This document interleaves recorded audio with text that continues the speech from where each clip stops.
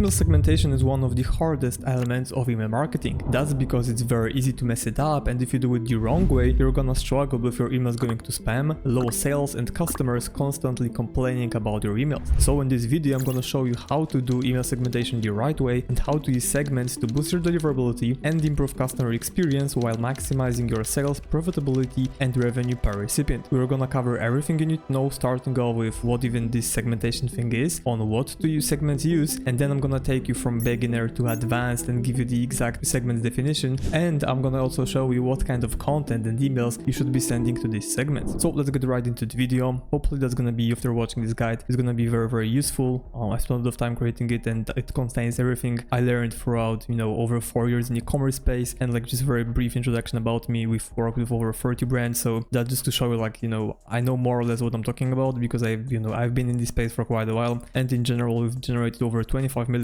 in email and SMS sales for our clients. If you will never find me, you can do it either on this YouTube channel or on Twitter or X or on LinkedIn. But right now, let's get into the actual content. So what is segmentation? It's very basic, but we kind of need to start with it so we understand the entire concept and everything that comes with it. These are going to be basics. So the main difference between list and a segment is that the list is static and they contain all of active profiles, and they can grow when people subscribe or shrink where people unsubscribe. That's pretty self-explanatory. And segments are dynamic and are a part of your list. They're defined by a set of conditions, and they will grow or shrink in the real time based on the customer behavior. So let's say that, for example, you don't have any sign up form turned on your website and you're not sending any emails, and let's say that there's a scenario where people just can't unsubscribe from emails for whatever reason. In this case, your list wouldn't grow or shrink because there are no ways to do it. But on the other hand, if we do the same thing with segments where people can't subscribe to your email list or unsubscribe from it, the size of the segment might change because, for example, maybe someone received an email from you and we have a segment that contains people who have added their products to cart. If the person that received this email hasn't done it before and they're gonna do it now, they're gonna fall into this segment, which means that this segment is gonna grow even though you are not growing your list per se. I hope that explains everything. And even when creating segment in Klaviyo, when you click on create new, you're gonna see the main difference, which is list that is a static list of profiles, and segment is a dynamic group based on defined properties. Pretty self-explanatory. Okay, but before going into actual segments, let's cover list basics because we want your list to grow quicker so that your segments grow quicker as well. So there's one key mistake that I see many e-commerce brands making, and it's using double opt-in. This mainly leads to just slower list growth and less engagement. Many brands think that, okay, but what about our spam rate, our subscribe rate, or the quality of our list? It's not the case anymore. Like, people, they are aware that, okay, if I'm signing up for email list, I'm gonna receive emails. So using double opt-in just really slows it because you're gonna just have more people entering your list because they just won't click on the confirmation email. We've seen it happen over and over again, and whenever you switch from double opt-in to single opt-in, your email list growth is gonna be way faster and it's gonna grow at a higher rate. And it's quite easy to change it actually. You just need to go to your list and segments in Klaviyo, select the main list that you're using. If you have multiple lists, make sure to repeat this process for every single list. Then you go to settings, consent, you change from double opt-in to single opt-in, and then you hit save. Don't look at the recommended part because Klaviyo recommends it just because some people might be complaining about having unsubscribe rates and so on, but we're gonna not be too worried about it, since I'm gonna show you what segments to use to make sure that people aren't unsubscribing from you that much. It's not like they will never unsubscribe, they will, but we're here to make sure that it doesn't happen too often. Now, under a few segmentation levels, so basics is just using segments based on email engagement. For example, someone who opened an email. Then there's intermediate, which are segments based on email and or store engagement. So for example, someone who has opened an email, but they have also viewed specific product on your website. And then there's advanced, where there are segments based on email and store engagement and product interests and custom properties and AI. I'm gonna show you how to use all of these segments, so no worries about it. We're gonna see the exact definitions later in the video, so make sure you watch it, the entire thing. Now, some segmentation basics. So there's number one mistake that e-commerce brands are making, and this is now the other mistake from this video that you can maybe learn from, but it's blasting the entire list.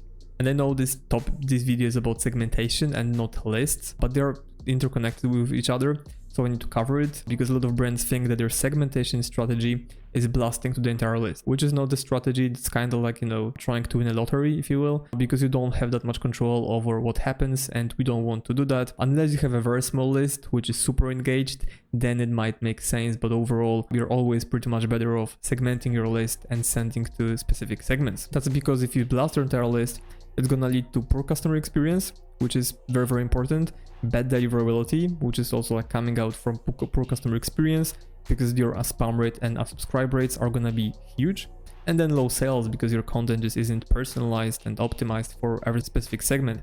You're gonna need different messaging. That's why blasting the entire list doesn't usually lead to great things. And segments fix all of that and even more. Why would you even use segments? First of all, personalized experience. So opposed to blasting your entire list, you're gonna be able to target subscribers with the right content, messaging, and product recommendations. Then the other reason is that you can trigger different automations, or in Klaviyo, you can also call them flows. You can set up these flows with segments as triggers for even more optimized customer journey.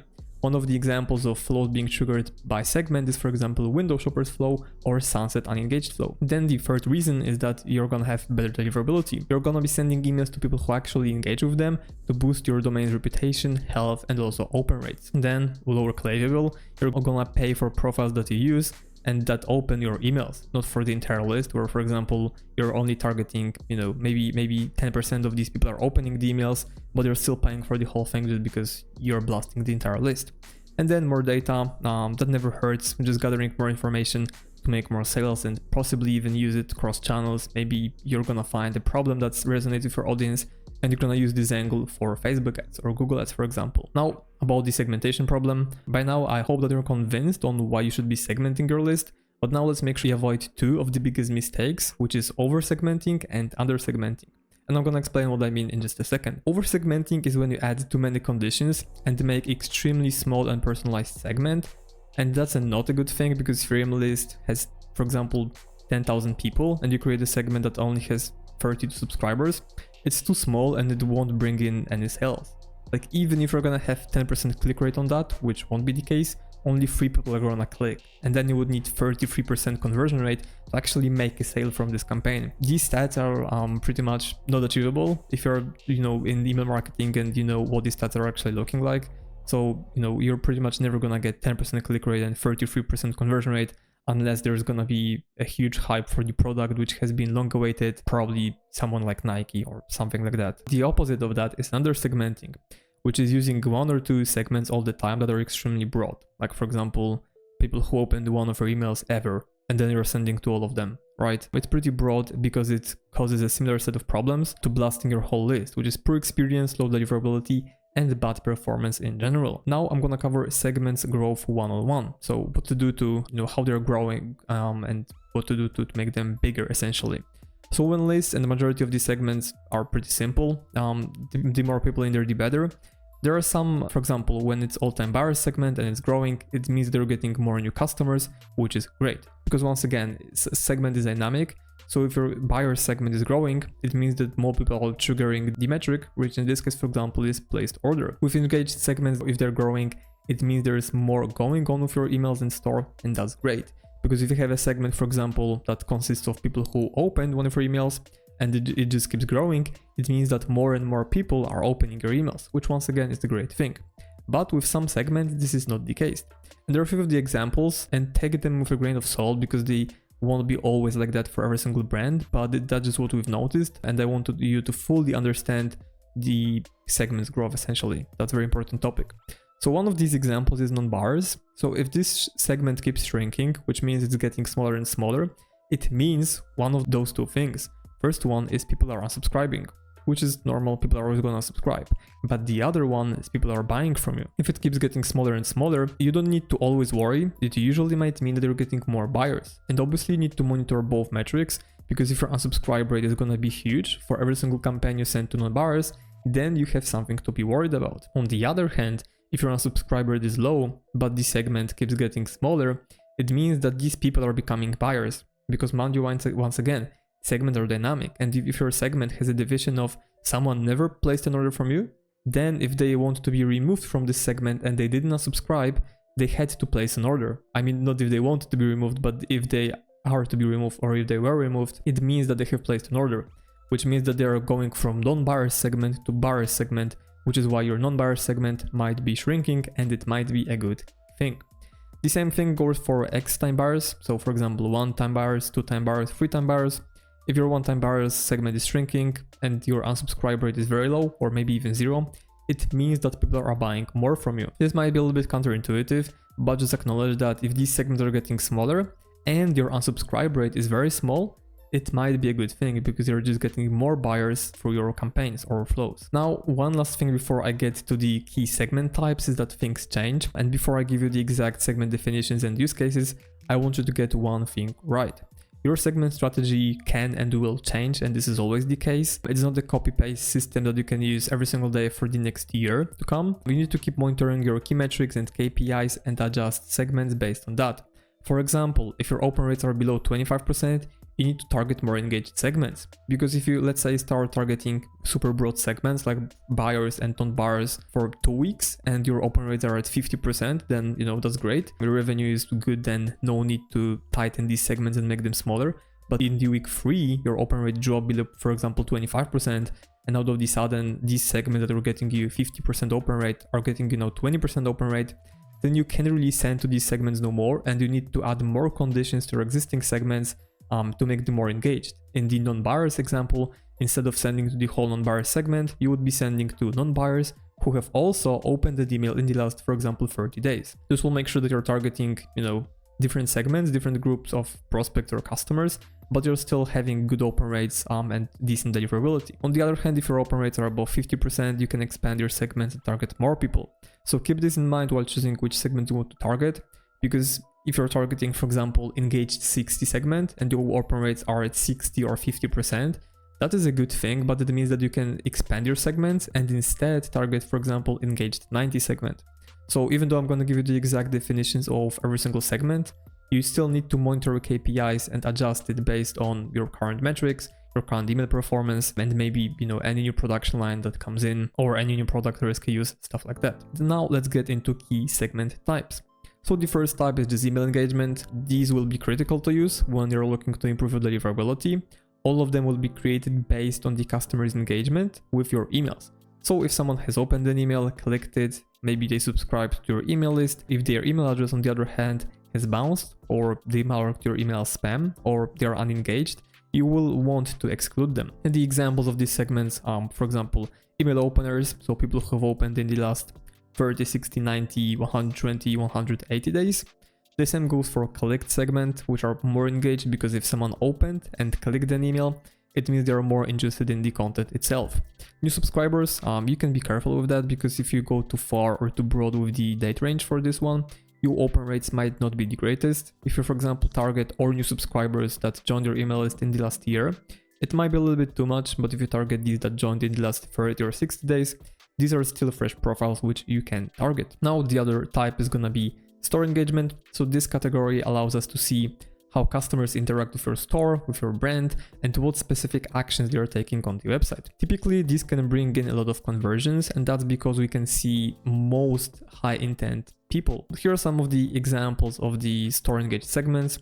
People who viewed your product in the last 30 days but didn't make a purchase. Same goes about adding to cart and not making a purchase, or starting a checkout, not making a purchase. Same goes for recent buyers. I usually like to exclude them from some of our campaigns, especially when you're running a sale, because if you don't exclude these people, two things can happen. First one is they're gonna be refunding the order and using the discount code that you send in the email, which means you sacrificing your margins.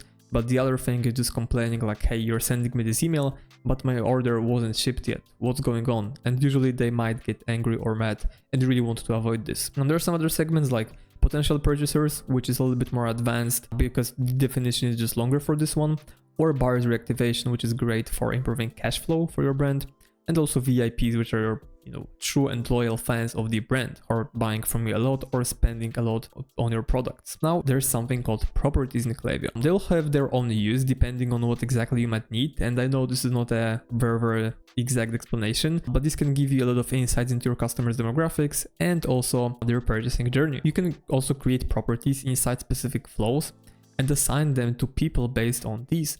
For example, we are always targeting people who enter and exit the welcome flow, so that we know that we can exclude them from our campaigns to make sure that the only emails they received are gonna be from the welcome flow or any of the abandonment flows. Otherwise, it might be too much, which would lead to worse experience, higher unsubscribe rate and spam rate, and so on. Some of the examples of properties that you can use is, for example, country.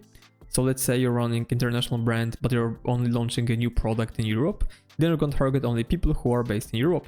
On the other hand, you can be targeting only people who are, for example, in Canada, if you have a brand that sells to both the US and Canada. Same goes for city. Let's say you have some kind of local event, like for example training, or just like you're presenting your products or creating something of value for your customers. For example, like a yoga lesson with some kind of well-known yoga person, celebrity, but you're only doing it in Miami or New York or somewhere else. It's gonna be great. Another example is source, where we want to see what page they came through, but the other source is through pop-up. So we can also see which pop-up or sign-up form they came through, whether it was embed, whether it was desktop, mobile, stuff like that. You can also see the first page they visited, which might be helpful in some cases, but you can also collect zero-party data, which you can collect through pop-ups or Octane and then use them to personalize the customer experience even more. Zero-party data is essentially collecting more information from your customers through the pop-up. So let's say you're running a supplement brand that helps people lose weight or maybe also improve focus or maybe have better mood. Instead of trying to guess which products to promote, you can ask them straight up in the pop-up like, hey, you have unlocked your discount, but if you want to get it, just let us know what kind of problem you're struggling with. And they're gonna tell you if it's weight loss, if it's, bad focus, if it's gonna be something else like maybe bloating problems or anything else related to gut issues. That's why zero-party data can be helpful, and that's why you can use properties to create these segments. Now, Klaviyo also has AI, and you probably haven't noticed AI has been booming, and Klaviyo is using it to improve their segmentation, which is a great thing because you can use these metrics to personalize your experience even more and also bring in more sales. That's essentially what we want at the end of the day. Keep in mind that these are predictive analytics, so they might not be 100% accurate, but it's still good to use them, and we use them quite often because they just work. They work pretty well. Examples would be predicted customer lifetime value, predicted number of orders, or predicted gender if you're not collecting it through the pop-ups using zero-party data. And last but not least, key flow triggers. So there are segments that you should be using to trigger your key flows, and I mentioned some of them before. But one of these flows would be, for example, expected date of next order. Let's say someone has expected date of next order in the next 2 weeks. You can start sending them a flow in 1 week and try to stay on the top of their minds to keep them informed about your brand, about what's happening, and make them purchase essentially. The other one would be unengaged segment, which launches sunset unengaged flow, and then window shoppers, which are people who have very high buying intent but didn't pull the trigger yet. Now let's talk about key segments, where I'm going to give you the exact definition for every single segment, but I'm also going to show you some of the examples of what campaigns you should be sending to these specific segments. So the first one is X days engaged, which is going to be one of the more popular segments you're ever going to see, and you're also going to send to this segment the most. I recommend at least 2 to 3 times per week, but we have clients where we send even 4 times per week to this segment, and it works well. That's because it's popular, and it's popular for a reason. You're also probably gonna see a lot of different definitions for this one, and really feel free to play with what works for you. But the base for this segment should be to target email openers and clickers. So that would be email engaged people, but I also like to add store engagement, right? So I like to add checkouts and purchases, because that gives us email engaged users, but also store engaged ones which have really high buying intent, because some of them have even bought from you. There are 2 definitions, because after iOS 15 changes, I prefer to exclude false openers to have more reliable data. I recommend you start with 30 days, send to this segment, see what happens. If your metrics are looking fine, then you can expand to last 60 days, 90, 120, 180, and so on. You can see the definition. I'm not gonna read it out loud. You can always pause the video. There's also gonna be this document linked in the video description, so you're gonna be able to open that and zoom whenever you need it. But in general, these are the definitions. So once again, iOS 15 false, so we're excluding false openers, and here's the iOS 15 true, but we're making the segment tighter, if you will, by making sure that these people have taken one of these actions and opened the email with false Apple privacy thing. That's how we make sure to target people who are actually opening and engaging via emails. Now, for the content as what you can send to those people, here are some of the ideas that we know work well. Restocks, giveaways, new arrivals, sales, deals, promotions, bundles and bestsellers push, but also brand updates and announcements. Keep in mind, these are just some of the examples. We have like way more evergreen campaigns that we send to those people, but this is like the base, and if you send these campaigns to these people, I guarantee they're gonna do pretty well, because these are very powerful angles, and if you combine them with pretty broad engaged segment, they're gonna do very well. Now, non-buyers, this is one of these broader segments, but it's still great to target these people at least once per week, just because you want to keep getting these new buyers coming in every single week pretty much. They can usually make up, non-buyers can make up to 50, even 60% of your entire email list, and converting them into buyers means that your overall customer acquisition cost drops, because these people are already on your email list and you've already spent the money on ads, or you've posted this organic content. You already have gotten them on the list to sign up for your newsletter. So now all that's left is to convert them. And I know it sounds easy, but sometimes it really is. Obviously, you're not gonna convert everyone, but every single person that you convert through campaigns is gonna be lowering your site-wide or like brand-wide customer acquisition cost, which is great. Keep in mind that some of these people who are in non-buyer segment will fall under the regular engaged segment. That's because if someone has opened an email but never bought from you, they still fall under this engaged segment. And if you start sending to this segment and notice your open rates are below 30 or 40%, you need to add an extra condition, which is end open email in the last 15, 30, 60 or 90 days. This will help you target email engaged non-buyers, and you might be wondering like, okay, so why can't I just target engaged 60 instead of non-buyers and opened in the last 60 days? Well, that's mainly about personalizing the content. So you could, technically you could, but you're gonna send different content to buyers or engaged segment, where in this case it contains both buyers and non-buyers. Then if you're gonna be sending emails to non-buyers, you have completely different objections, completely different content they would like to see, and that's why you need to separate these. Now onto some of the examples of what campaigns you can send to non-buyers segment. FAQs, just answering your most common questions. Very simple idea, but works extremely well. There are FAQs for a reason. People have these questions constantly, so just answer them. New arrivals, another great one. Maybe someone wasn't interested in the product that you had so far, but maybe they'll like the new one. Mythbusters, kind of similar to FAQs, but more common beliefs. Yeah, you could also call them like common beliefs, I guess, just like solving them. That's pretty much it. Authority mention, so any big names that mention your brand, maybe Shark Tank, maybe Forbes, maybe something else. People love this stuff because it adds credibility to your brand and they're more likely to trust you. Listicles or advertorials, these work great on cold traffic, so they also work well on when sending them to non-buyers, and I know this for a fact because we send these quite often, and quite often they are one of the top performing campaigns for a lot of our clients. Welcome offer resend, so there's no need to come up with new promotions every single week or month. You can keep resending your welcome offer with a different angle that you covered in the welcome flow, for example. Then any kind of sales deals or promotions you have across the entire brand, like obviously you want to notify non-buyers to get them through the door and make them buy, but also push them bundles and bestsellers, since usually these are once again great angles. And then social proof, which is gonna be reviews, testimonials and success stories. Now we have a buyer segment, which is self-explanatory, people who bought from you. You want to send to these people at least once per week, and it's really great way to use this segment is just to keep targeting them once again on a weekly basis, but sending them the right content, which I'm gonna show in a second, because what it does is getting you more highly profitable purchases, because you don't need to spend anything to get these people to buy from you, but they also trust you a little bit more. That's why the content is gonna be different than engaged or non-buyers content. You can also get a little bit more granular of the segments, like one-time buyers, two-time buyers, and so on. But usually if you don't have a huge list, sending to buyers is fine. Just one thing to keep in mind that is when you're sending to the buyers segment, make sure to exclude buyers from the last 2 weeks to avoid once again just complaining about the order or getting refunds and seeing these people buy at lower price. You want to avoid that, and you are gonna make it by excluding buyers from the last 2 weeks. For the definition, once again, you can pause the video, but it's pretty self-explanatory. For the content, once again, something different than non-buyers, which is gonna be upsells, restocks, cross-sells, new arrivals, pushing bundles, promoting a referral program, which is very important, but also send them deals and promotions, because why not? If they ever come to your website and it's live there, they're gonna find out anyway, so just do it.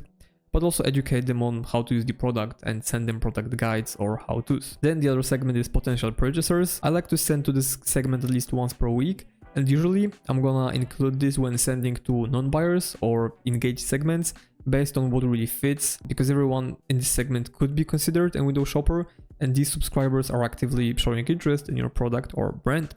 We want to include them whenever sending a campaign to non-buyers or engaged segment that fits these people. What I mean by fits these people is that you have an angle of, promoting your product, like answering FAQ, combined with resending the welcome code. Including potential purchasers is a great way to get more sales coming in, because this segment is gonna have way higher buying intent than the entire non-buyers segment. So keep this in mind. One more note is that this segment is your trigger for the window shoppers flow, which I mentioned before. Here's the definition, and once again, you might have seen this segment somewhere else, maybe the definition was a little bit different. I like to call this segment potential purchasers and make sure that they have never bought from you. Sometimes you're gonna see variations, and we've tried them as well, where these are people who have bought from you maybe in the last 60 days, or maybe there's even no filter for how many orders they've placed, but I like to make it solely about non-buyers and seeing how many non-buyers have high buying intent, if that makes sense. As for the content, once again, you're not gonna see any usually specific campaigns to this segment, just because it can be included within the non-buyers segment or engaged segment. All-time buyers reactivation, you can use it to send at least one email extra per week, and we use this segment to reactivate all buyers who are engaged with your store or email while recently. All these sales will be highly profitable and will boost your cash flow, because as you can see, it's reactivating all-time buyers. So even if someone bought from you like a year ago or 2 years ago, but they didn't buy recently, in the last 4 months in this case, but on the other hand, they have been engaged with your brand somewhat, so they've opened an email, clicked an email, or started the checkout, you can send them some kind of campaign which is gonna convert them very, very easily.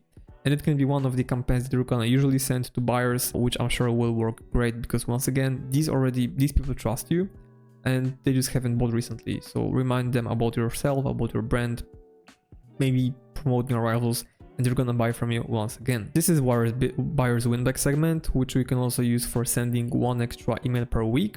This segment is extremely powerful because it will help you increase 60 to 150 days LTV.